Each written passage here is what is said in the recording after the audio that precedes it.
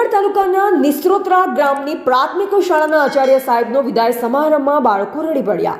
બનાસકાંઠા જિલ્લાના અમીરગઢ તાલુકાના સ્ત્રોત્રા ગામની પ્રાથમિક શાળામાં 12 વર્ષથી ફરજ બજાવતા આચાર્ય રમેશભાઈ પ્રેમજીભાઈ ઝરમોલનો વિદાય સમારોહ યોજાયો, જેમાં મોટી સંખ્યામાં ગ્રામજનો અને તાલુકાની પ્રાથમિક શાળાના આચાર્યશ્રીઓ અને પ્રાથમિક શાળાના શિક્ષકો અને બાળકો ઉપસ્થિત રહ્યા। ત્યારે સ્ત્રોત્રા ગામની પ્રાથમિક શાળામાં 12 વર્ષથી ફરજ બજાવતા આચાર્યની અન્ય ગામની શાળામાં બદલી થતા વિદાય સમારોહ યોજાયો હતો, જેમાં આચાર્ય વિદાય સમારોહમાં સ્ત્રોત્રા ગામના દરબાર સમાજના અને અન્ય સમાજના લોકો તેમજ આખું ગામ હિપકે ચડ્યું। ત્યારે આચાર્યની વિદાય વેળાએ ગ્રામજનોમાં ભીની આંખો જોવા મળી અને શાળાના બાળકો આચાર્યને ભેટી ધ્રુસકે રડી પડ્યા।